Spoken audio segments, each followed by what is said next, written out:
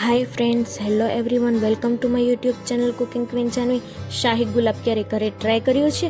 નહીં તો ચાલો આપણે શરૂ કરીએ. સૌથી પહેલાં તો એક ખાલી તપેલી લઈ લઈશું.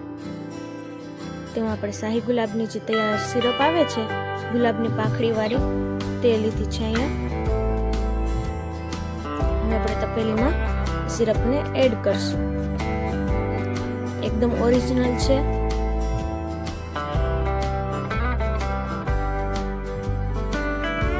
હવે શાહી ગુલાબ બનાવવા માટે પહેલા તમે જોઈ શકો છો, આ ચાસીમાં ગુલાબની પાંખડી પણ ભેગી આવે છે. હવે આપણે દૂધ એડ કરશું. દૂધ એડ કરી દીધા બાદ આપણે ફ્રેશ મલાઈ એડ કરી દઈશું 1 ચમચી.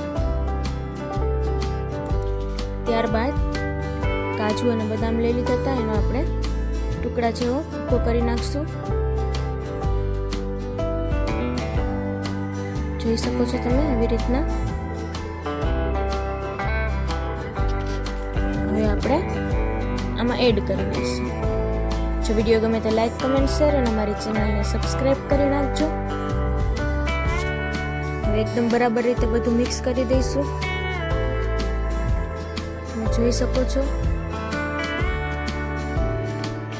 એકદમ સરસ બધું બરાબર રીતે મિક્સ થઈ ગયા પછી આપણે બ્લેન્ડરનો યુઝ કરવાનો છે. બ્લેન્ડર મારી અને એકદમ સરસ બધું મિક્સ થવા દઈશું.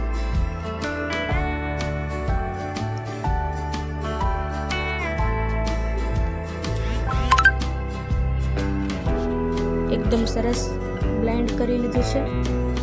અને શાહી ગુલાબ ટેસ્ટમાં ખૂબ જ સરસ બને છે. એક વખત ઘરે જરૂર ટ્રાય કરજો. તો તૈયાર છે. હવે આપણે એને સર્વ કરી દઈશું. તો એ માટે બરફનો ટુકડો મેં કાચના ગ્લાસમાં નાખી દીધો છે અને હવે આપણે આ શરબત આમાં એડ કરશું. મહેમાન આવ્યો હોય ત્યારે તમે ટ્રાય કરજો, બહુ જ સરસ બને છે. તો શાહી ગુલાબ તૈયાર. એક વખત આ રેસીપી ઘરે જરૂર ટ્રાય કરજો. Thank you.